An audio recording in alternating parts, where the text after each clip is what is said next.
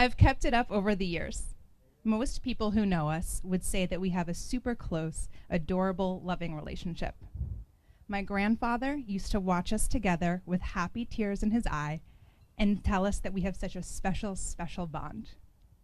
That's true, but we also used to fight till someone would end up in tears, and we all know who. An archived letter from October 13th, 1996 shows the real me. This is it. Anyone can see it after. Mike's gonna hold. I'll keep it. I typed out what it says. 11-year-old Jenna wrote, I want you to know. So we used to write each other notes.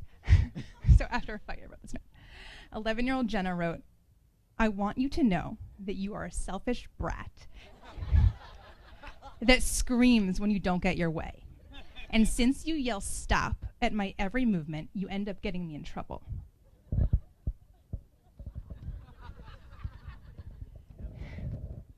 You really are a weak wimp that can't deal with a second of pain. If you weren't a weak wimp, you wouldn't be screaming stop every 5 seconds, and you'd be more tolerant of people and their actions. Carly, age 8, wrote me back a note. She said, Jenna, I thought about it, and I realized that if I was an only child, I'd be really lonely. And I don't think we should get in fights a lot. Sometimes we have to. It's a sister thing. But we have to be thankful that we have each other. I'm sorry that I get oversensitive. Maybe when I'm 9 years old, I'll be better. Love always, and I mean always, I never hate you. Carly.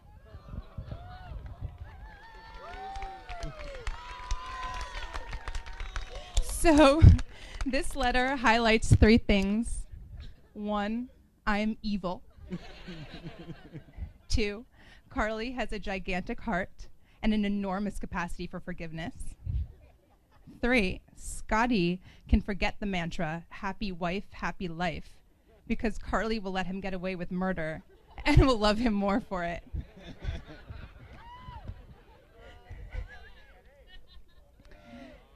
It's always been easier for me to express my love for Carly through snark and sarcasm, and with fists. But through war and peace, we have always been in our own little world. As evidenced by those early morning hangouts in her crib, I absolutely adored her when she was little. There has never, ever been a cuter kid than my sister. I knew it then and wanted to show off my little prize puppet to everyone I knew. I was so proud she was mine.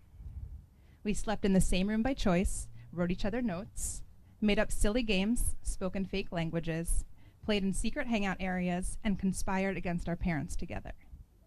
Common sibling activities, I'm sure, but the connection we've always had is more like one shared by twins. She is my soulmate. As we've gotten older, I've realized that the thing I value most about having a sister, this sister, is having an automatic go-to person. Someone with whom I can be my truest self and share absolutely everything around the clock. We communicate on another level, talking nonstop throughout the day on a minimum of 4 different platforms simultaneously. Text, GChat, Instagram message, Snapchat, and with emojis, bitmojis, acronyms, memes. I have never posted an Instagram photo without running it by her first for approval. And until now, my husband was the only one to know that. So let's please keep it between us. We don't just finish each other's sentences. We know each other's thoughts before the other person has thought the thought. One look can send the other into a hysterical fit of laughter or tears. Wait, I need to see the back. Obviously, my sister is also very talented. At the minimum, you've seen her wedding invitation. And if you're a good friend, you follow Clementine's studio on Instagram too. It's not done. If you're a great friend, you've even referred business to her. This feels like a good time to let everyone know that I used to be the kid in the family with the artistic talent. I graciously put that artistic development on hold after high school to let Carly blossom and shine.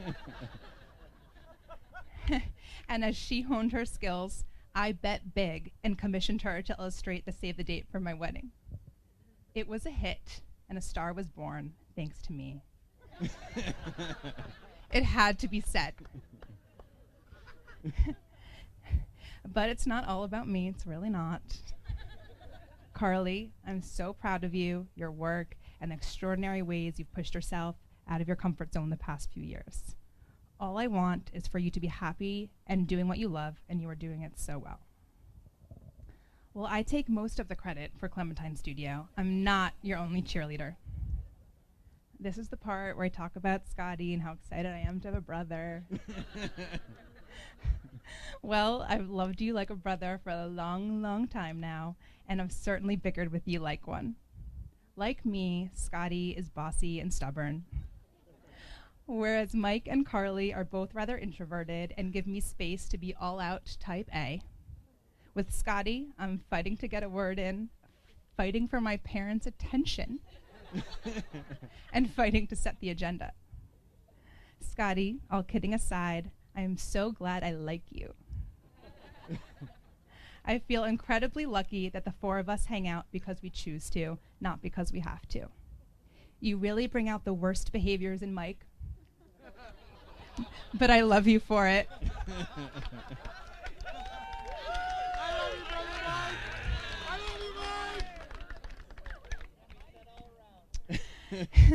You're 110% committed to making sure that everyone around you has the best time.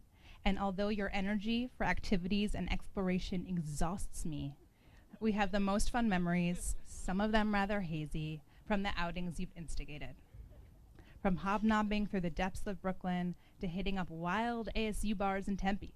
You are a master of adventure, and that will serve your marriage well. You challenge Carly, introduce her to new things, book Airbnbs like a goddamn boss, and swap plates with her halfway through meals. You two are a true team and are already set up for a lifetime of fun together. So, through it all, try to have patience, be sensitive, compromise often, accept her use of social media, and think not happy wife, happy life, but happy life for your wife. Mike and I love you guys so much. He made me add the Mike and I. I originally said I love you so much. Thank you, brother Mike. I'm not just the lighting guy. Cheers to the happy couple. I'm done. Hey, let's hear it again for Jenna and Mike. Yeah, I might need a lighting guy myself, so I'm going to ask my new brother Mike here to join me, too.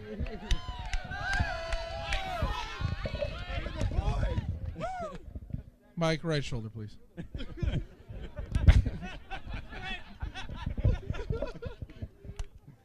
Well, good evening, everyone. For those of you who don't know us, we are Scott's better-looking siblings, and we are honored to be the best men. I'm Joe, Scott's older brother, and this is Jamie, Scott's younger brother. And I'm sure you'll all agree that today has just been a beautiful wedding celebration. I mean, under this moonlight, the stars, the mountains in the backdrop, just absolutely incredible. But to begin, I'd like to start out by pointing out that we still have Scott's dancing to look forward to later. So tonight's just going to get better. And can we have a big round of applause for Karen and Scott Sr. and thank them for this magnificent evening.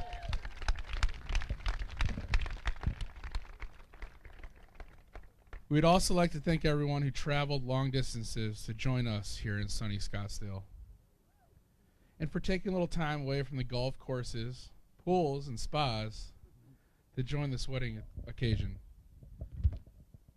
I'd like to start by pointing out that Carly, you look absolutely radiant tonight. Doesn't she look gorgeous, everyone? I mean, this is something special. But Jamie and I wanted to just share a couple of our favorite stories about this lovely couple and the many qualities that they have. Thanks, Mike. Thank you, Mike. No, Joe, you're absolutely right. Carly, you look so beautiful tonight. Scott, you used to beat the crap out of me. No, seriously though, I just want to say what an honor it is to be able to stand up here, celebrate you two on this special night. Scott, you've been such a great role model to the both of us throughout our lives, so I'd like to talk about some of your greatest qualities. The first is your ability to teach and mentor us. You've always acted as the leader of the pack when it comes to us three brothers, and you've always given me great guidance in various life situations. I'm serious. Sometimes, though, being the younger brother, when we were young, you may have used negative or abusive reinforcement. Nonetheless, you were just trying to teach. It's all right. But for example, when we were in elementary school, you loved to teach me sports. One time he was teaching me how to play soccer. He wanted me to be a goalie. So, here we go. I was in net.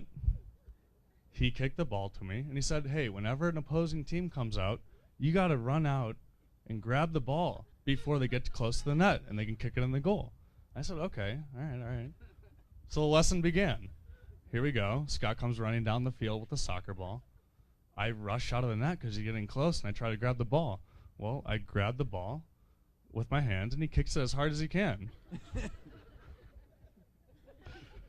The next thing I knew, my dad was running red lights on the way to the ER because my thumb was dislocated.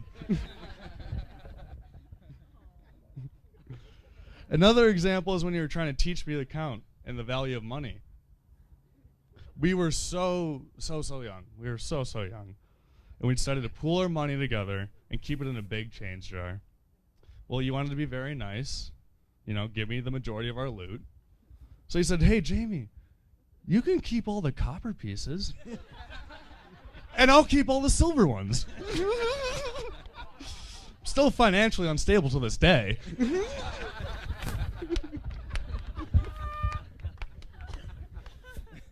No. Beauty, buddy.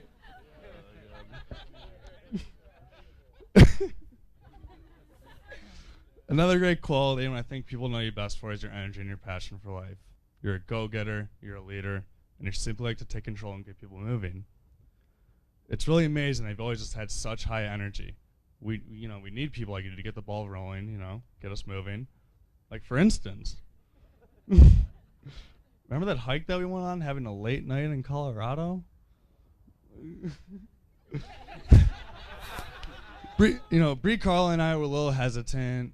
We were a little tired from the night before, but yeah, you got us moving. Wasn't that bizarre that every time we were on the trail, you had your head between your knees? Wasn't that weird that it looked like someone had gotten sick on the trail the whole time? It was just weird. No, we finally reached the top, and it was beautiful and rewarding. I was very thirsty because someone drank all of our water, but...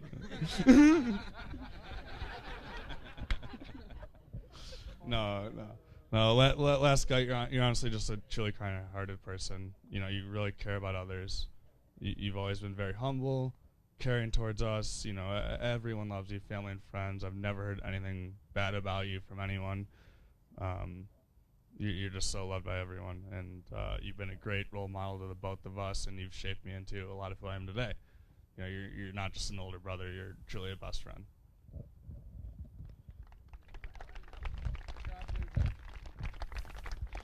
No, Carly, you've been nothing less than perfect for Scott. You two complement each other so well, and I'm just so thankful you're there to chill this guy out. Friends, thanks for introducing my brother to the word relax and patience. These weren't in his Webster dictionary before you guys met. Scott, congratulations on graduating from pestering your mother to pestering your wife.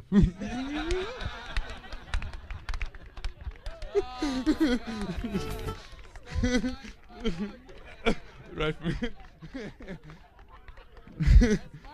No, Carly, when you get...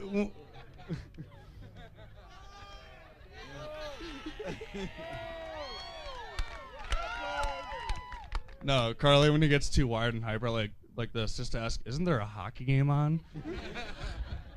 Trust me, he'll leave you alone. No, I love you, Carly, so much. Not only because you're an amazing person, you're just so talented, and you compliment my brother so well.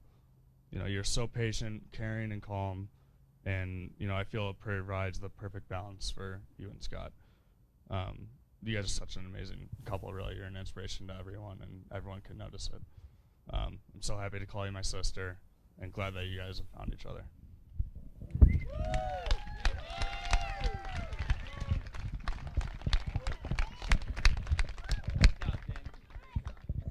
Well, for my 3rd birthday, I really wanted a puppy.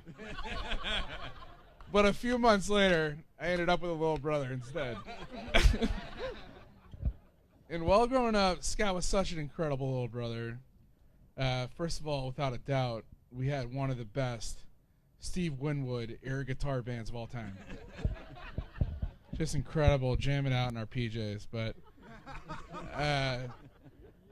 Scott's always had a really strong and competitive drive and deep passion for sports. We loved playing street hockey and ice hockey as kids. If there was, such a thing as a professional street hockey player, I think Scott might be a captain of one of the teams. I mean, it is. He loved it so much. It was day in and day out. But Scott was so passionate about hockey that he had a poster of Steve Yzerman, the captain of the Detroit Red Wings, over his bed in the ceiling.